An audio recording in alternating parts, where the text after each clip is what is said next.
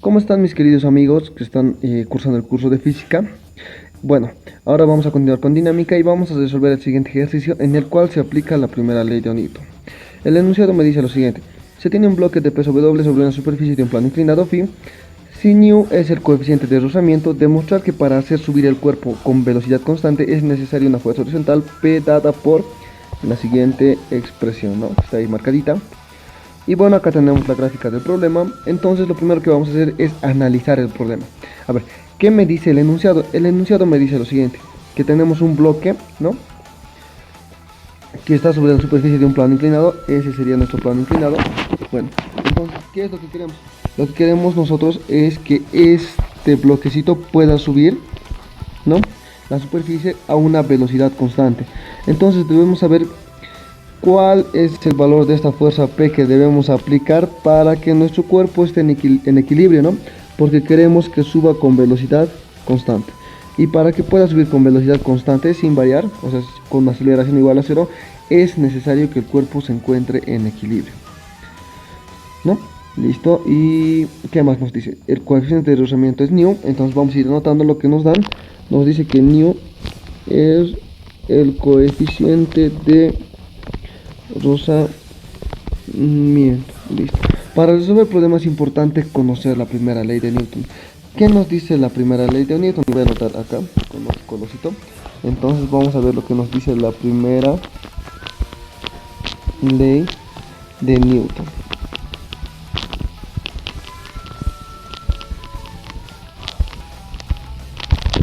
La primera ley de Newton nos dice lo siguiente: todo cuerpo libre permanece siempre en estado de equilibrio, reposo o movimientos rectilíneo uniforme, al menos que sea obligado a cambiar de estado por fuerzas aplicadas a él, ¿no? Entonces, para que pueda subir con movimientos rectilíneo uniforme, con velocidad constante, debe estar en cierto equilibrio. En resumen, nos dice lo siguiente: que la sumatoria de fuerzas aplicadas a un cuerpo debe ser igual a cero, y de esa manera va a tener una aceleración igual a cero, ¿no? Entonces tiene que estar en equilibrio para que pueda subir de manera constante, o pueda subir con velocidad constante como nos los piden en el enunciado, ¿no? Bueno, entonces lo que vamos a hacer en el ejercicio es encontrar el valor de P para que nuestro bloque se encuentre en equilibrio, ¿no? Entonces para ello simplemente aplicamos la primera ley de Newton, que nos dice que la sumatoria de fuerzas debe ser igual a cero. Listo. Entonces, para poder aplicar eso, lo que tenemos que hacer, lo primero que tenemos que hacer es realizar el diagrama de cuerpo libre. Bueno, en cualquier ejercicio de dinámicas siempre vamos a comenzar haciendo el diagrama de cuerpo libre para poder entender las fuerzas que van actuando sobre el cuerpo que vamos a analizar. Bueno, entonces yo me voy a volver a dibujar acá el bloquecito. Voy a hacer un poquito más bonito. Entonces ese sería el bloque, ¿no? Listo. Entonces vamos a ir analizando las fuerzas que actúan sobre el bloque. Sabemos que siempre va a estar el peso a consecuencia de la gravedad, ¿no? Todo cuerpo siempre interactúa con la Tierra con una fuerza llamada fuerza de gravedad, y la fuerza va a ser el peso, ¿no? Listo. Nos dicen que estamos aplicando una fuerza P. Lo voy a poner con rojito para diferenciar, ¿no?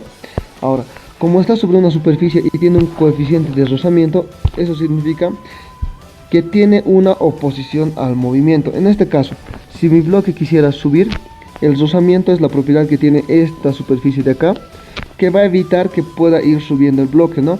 Una superficie con alta rugosidad va a ser difícil que avance el bloque. Ahora, una superficie sin rugosidad, o sea, lisa, el bloque va a avanzar con menor dificultad. Entonces acá estaría aplicado la fuerza de rozamiento, que es paralela a la superficie. Entonces vamos a tener acá nosotros la fuerza de rozamiento, que va a evitar que nuestro bloque suba, ¿no? Va a ir en este sentido porque nos dice que queremos hacer subir al bloque. Bueno, también va a estar la fuerza, o mejor dicho, la reacción normal. Lo voy a cambiar este de colorcito. Fuerza de rozamiento.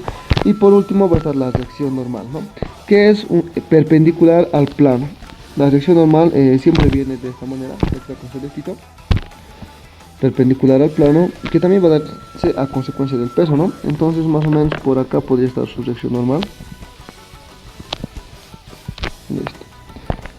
No olvidemos que, bueno, eso lo vamos a hacer en un momento. Entonces, hasta aquí ya tendríamos el diagrama de cuerpo libre, ¿no? Ese es nuestro diagrama de cuerpo libre.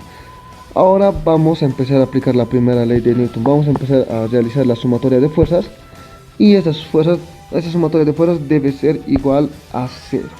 Para ello nosotros podemos marcarnos una referencia, ¿no? Eso ya depende de cómo queramos resolver el problema. Yo puedo hacer lo siguiente. Y en esta parte me gustaría que estén atentos. Yo puedo determinarme el eje X y el eje Y. Por ejemplo, puedo hacer lo siguiente. A la dirección en la que se encuentra es la normal, yo le puedo llamar X. Y a la donde se encuentra la fuerza de rozamiento yo le puedo llamar Y. Entonces tendría lo siguiente. Bueno, si lo vuelvo a dibujar las fuerzas para que se entienda un poco mejor, bueno, lo pueden hacer de manera directa con un poco más de práctica. Lo voy a volver a dibujar yo. Entonces tendríamos algo así. Bueno, esto es Y, esto es X y nuestras fuerzas vendrían de la siguiente manera. Y en un momento se van a ir dando cuenta ya por qué lo estoy haciendo de esta manera, ¿no? Esto es W, claro que no está tan preciso, ¿no? Pero bueno, lo importante es la idea. Esta sería la fuerza de fricción, mejor dicho, la fuerza de rozamiento. Esto de acá sería la fuerza normal. Recuerden ustedes que cuando están trabajando con vectores, los vectores los pueden mover de la manera que más les convenga para facilitar la resolución del problema que ustedes tengan, siempre y cuando no olviden, o mejor dicho, no le cambien el módulo, la dirección ni el sentido. Después ustedes pueden desplazar los vectores, ¿no? Entonces ya habíamos ubicado nosotros al origen de nuestro sistema de referencia todas las fuerzas que son aplicadas a nuestro bloque, ¿no? Entonces vamos a empezar a descomponerlas. Por ejemplo, la fuerza P, como pueden ver, va a tener una componente en el eje Y, va a tener su componente en el eje X, ¿no? Esto lo vamos a llamar, digamos, PX, y a esto lo vamos a llamar PY. Lo mismo va a pasar con el peso. Va a tener su componente en el eje X, ¿no? PWX, y va a tener su componente en el eje Y. Eso va a ser PWY. Listo. Entonces ya habríamos descompuesto nuestras fuerzas, ¿no? Ahora, para descomponer es importante poder conocer los ángulos, ¿no? Entonces recuerden que tenemos un dato. Acá tenemos este datito, phi. Entonces ese phi, ¿dónde lo volveríamos a ver en nuestro ejercicio? Entonces en nuestro ejercicio ese phi que está con cafecito llegaría a ser el siguiente. A ver, es muy importante hacer el análisis bien acá. Como pueden ver, sería este de acá, ¿no? Ese es el ángulo phi. Porque, ¿no? Bueno, está bien. Este P lo podemos hacer más o menos acá. Y como esta es nuestra dirección en X, entonces phi llegaría a ser este ángulo de acá. Para W vamos a hacer un análisis muy parecido, que va a venir de la siguiente manera, ¿no? Entonces observemos bien el gráfico que estamos analizando y por lo menos podemos ver lo siguiente. Acá está W, ¿no? Listo. Entonces yo me voy a hacer un dibujo extra, ¿ya? Entonces acá está W, ¿no? Esta es mi superficie, espero que se pueda entender. Este angulito es phi, ¿no? Y como pueden ver, acá se va a formar un triángulo rectángulo. Esto lo pueden analizar de diferentes maneras, ¿no? A este ángulo yo le puedo llamar alfa. Entonces, ¿cuál es la referencia que estamos utilizando? La referencia es la siguiente. Esto es X y esto es Y, ¿no? Listo. Entonces acá nos podemos dibujar dos triángulos rectángulos. Acá voy a dibujar otro triangulito con verde. Este de acá, ¿no? Donde acá evidentemente igual va a ser 90 grados, porque es un triángulo rectángulo. Entonces el análisis que yo voy a hacer es el siguiente. Al ser este triángulo de acá un triángulo rectángulo, eso significa que este ángulo vale 90 grados, ¿no? y phi más alfa debería ser igual a 90 grados porque la suma de ángulos internos a un triángulo siempre es 180. Lo mismo tendría que pasar en este triángulo de acá adentro, ¿no? Donde acá tengo 90 grados y la suma de los ángulos internos tendría que ser igual a 90 grados. Pero también acá yo tengo un ángulo recto, entonces acá le puedo llamar este ángulo θ, ¿no? Al ser este un ángulo recto, porque es lo que se está generando por los dos ejes, entonces alfa más θ tendría que ser igual a 90, ¿no? Entonces yo puedo decir acá que este θ va a ser igual a 90 menos alfa, y acá puedo decir yo que phi es igual a 90 menos alfa. Por tanto, yo diría que este phi va a ser igual a θ, ¿no? Listo. Entonces, este angulito de acá resulta que es phi. Donde se desarrolla ese ángulo en nuestro análisis es este de acá.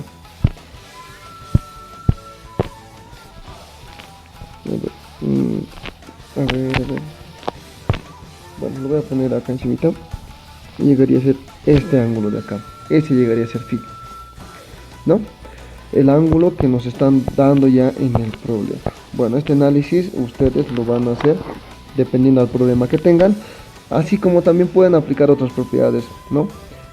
Más geométricas para poder ver la relación de ángulos y tal vez que les resulte más fácil de poder resolver el problema. Ya teniendo claro el ángulo, ¿no? Y la referencia con respecto a los ejes, entonces vamos a ir aplicando las leyes de Newton, o mejor dicho, la primera ley de Newton. Antes de aplicar la primera ley de Newton, recordemos que esta fuerza que está con verdecito, que es la fuerza de rozamiento, es igual al coeficiente de rozamiento multiplicado por la sección normal, ¿no? Y también es importante descomponer P. Por ejemplo, acá podemos ver, lo voy a hacer así, que tenemos un triángulo rectángulo, ¿no? Ese triángulo rectángulo lo puedo reproducir acá, donde este angulito es phi. Entonces podemos ver que el cateto opuesto es la componente de P en X y el cateto adyacente es la componente de P en Y. La hipotenusa llegaría a ser el módulo de P. Entonces diríamos lo siguiente: el seno de phi va a ser igual al cateto opuesto, que sería P sub X sobre P, y el coseno de phi va a ser igual al cateto adyacente sobre la hipotenusa, ¿no? Que sería P. Entonces, despejando, podemos decir que P sub X es igual a P multiplicado por el seno de phi, y P sub Y es igual a P multiplicado por el coseno de phi. Hacemos lo mismo para poder descomponer